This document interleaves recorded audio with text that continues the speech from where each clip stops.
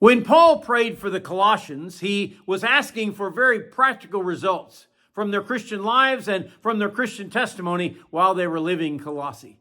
Good morning. This is Pastor Ernie Lewis of the Blue Point Church in Sisney, Illinois, with your thoughts for Friday. This prayer for the Colossian Christians is one that we should take to heart. We should pray for these same results to be evident in our Christian lives. For Paul writes in Colossians chapter 1 and verse 9, "For this reason, we also, since the day we heard it, do not cease to pray for you, and to ask that you may be filled with the knowledge of his will in all wisdom and in spiritual understanding, that you may walk worthy of the Lord, fully pleasing him, being fruitful in every good work and increasing in the knowledge of God, strengthened with all might, according to his glorious power, for all patience and long-suffering with joy." We get a constant reminder from the Apostle Paul of the need for intercessory prayer. Prayer for our fellow believers, as he says, "We do not cease to pray for you." His first request is that they be filled with the knowledge of his will in all wisdom. Oh, how desperately we need to know his will for our daily lives. It should be our first request in the morning. Lord, help me to know what you would have me to do this day.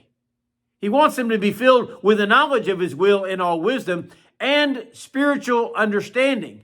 You see, this is more than just a head knowledge. It's a heart knowledge where we really serve from.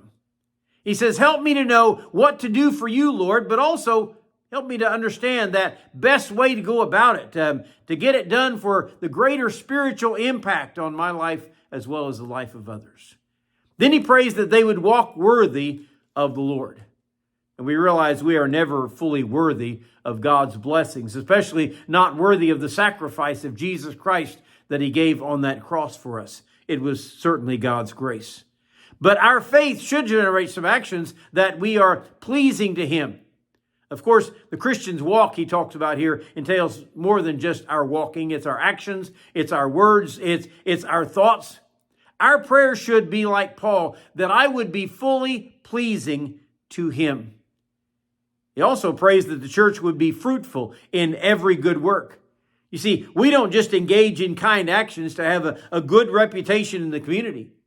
We should always be praying that our works for him would produce some fruit.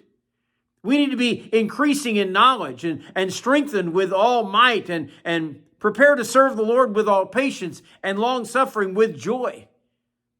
Paul covers it all in his prayer for believers to grow and to be used of God.